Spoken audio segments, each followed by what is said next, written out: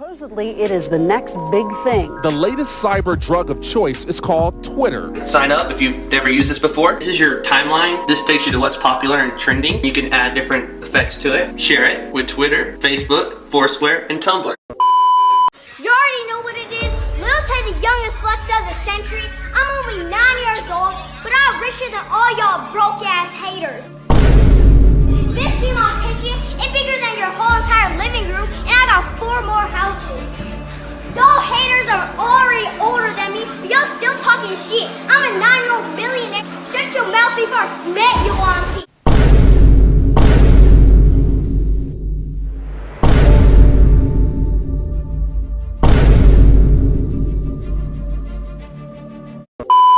People are paying $64 an hour to pretend to be on a private jet for some clout?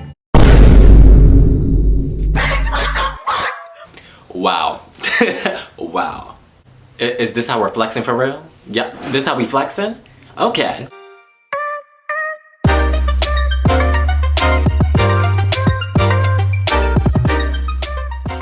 What is up, y'all? Welcome back to your boy's channel. If you're new here, hi, how are you? My name is Mars, and let's get into this. So May is Mental Health Awareness Month, and I wanted to check in, see how you're doing. Are you okay? Are you coolin'? Are you alright? How are you feeling? Are you having a great day today? Are you feeling up? Are you feeling down? Is the sun shining over where you live at right now? Let's chat. Hopefully you're having a good day, because honestly, in times like this, there's so much going on and so much stress, and we gotta talk about social media and mental health mainly. So recently I found myself comparing myself to others on social media, mainly because everyone's going on vacations and holidays and everyone has Teflar bags or Telfar bags, how do you pronounce that shit? And Birkin bags and Teslas, like everything on social media seems to be so flashy, so flex culture, like it's a game where we're competing with each other to see who has the bigger bag. Influencer culture is a whole nother thing in itself. But when it comes to social media and connecting with people from around the world, having a YouTube channel, making TikToks, getting famous and having platforms off of any and everything, there's also the downfalls. There's people who want you to believe that they live a flashier life than they actually do, want you to believe that they own that Tesla, but when they're actually renting it out, want you to believe that they're flying in private jets, but then they're actually taking a photo shoot real quick. Like, social media is so fabricated, and I realized that it's not reality. Social media is not reality. So I found myself comparing myself to other people, and I was just like a little down by it. Like, you know, it's kind of like that thing where, if they can do it, why can't I do it too? Like, if you have 3 Birkin bags, why don't I? If you making 100K and you're only 22, why aren't I? Like, social media, like, there's this whole thing with flex culture and bragging. Like, we like to talk about ourselves, things we got going on, broadcast to social media, with everything that we do. But in the same time, while we're doing all of that, we're flexing on people as people like to make it be. There's other people looking at you for the things that you got, and y'all are putting down other people for working their 9 to 5. And y'all up on here on Twitter talking about, oh, why are you working that 9 to 5? Get you a bag. It's like, social media is like, but you famous for doing dances on TikTok. If you're gonna be in this house, we want like hard workers, people that are actually like caring about their content. What all do you want from me?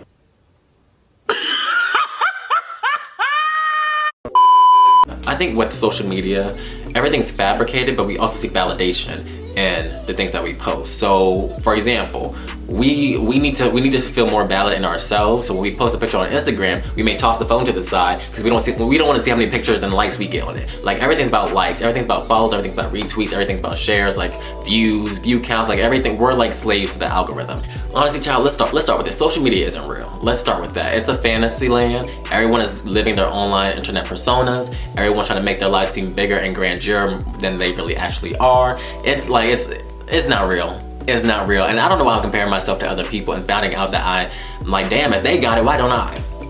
Why don't I?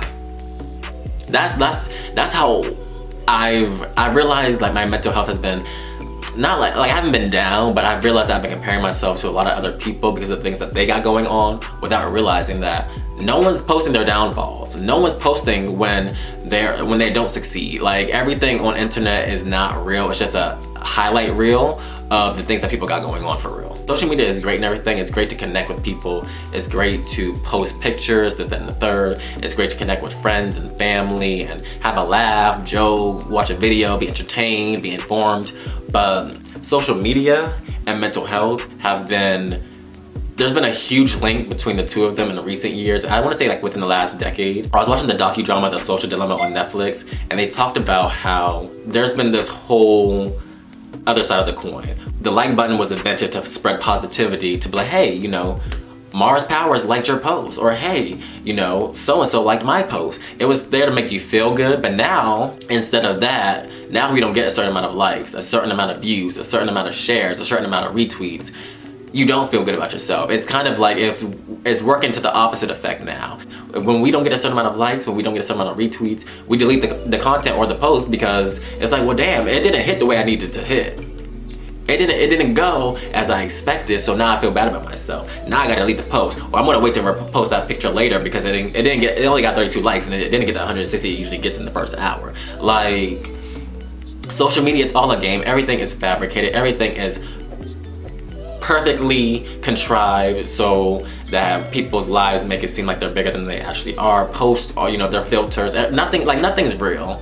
Nothing's real, child. Like.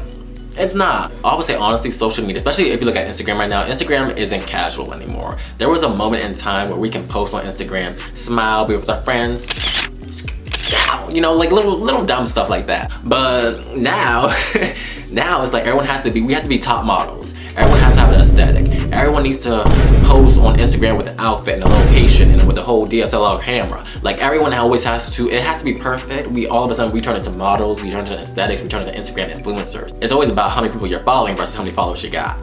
It's about being an Instagram influencer rather than just having a social media page for the fun of it. Like it's not casual anymore. Like I feel like when we're posting on social media, it's fabrications of people's ideals. Like everyone is seeking to showcase the perfection in their lives, and they want to hide the cracks and everything else that's going on. That's perfectly fine. No one is showing. We don't want to show when we're down and out. Like that's okay. But for people to pass this off as if your life is perfect, peachy clean, please. Honestly, social media just provides us with instant gratification. As soon as we get a like, as soon as someone commented on your post, as soon as 3 people commented on your post, you feel good about yourself. That's what social media is there for. But when no one does any of that stuff, it's like, where is everybody at? Where's everybody at? Like, let's get into your actual faves, your Instagram influencers, your favorite YouTubers who probably post and make it seem like their lives are so rich. When they're renting out half the stuff they own, they don't own Birkin bags.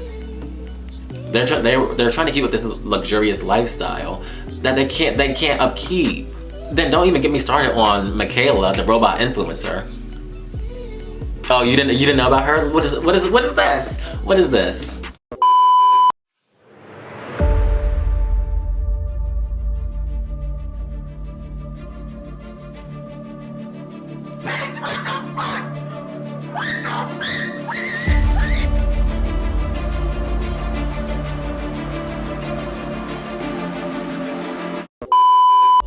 A robot, computer animated influencer.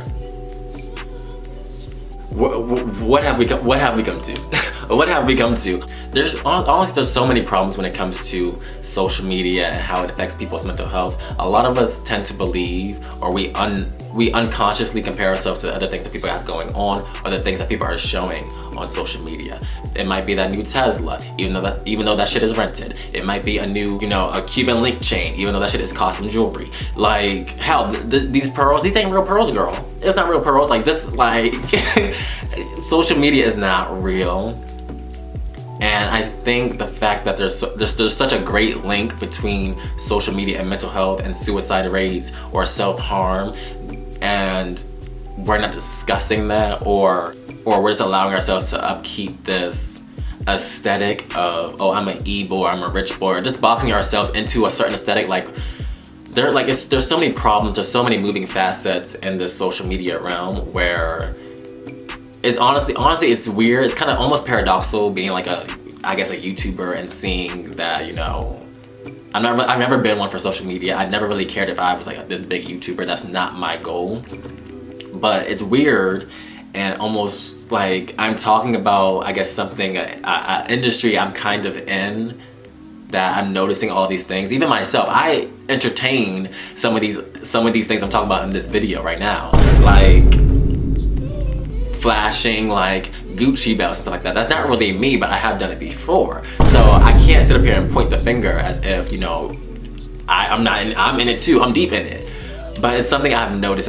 It's weirdly paradoxical because I'm in the, I guess, I wouldn't even call myself an influencer. I wouldn't even call myself a YouTuber, child, but here we are.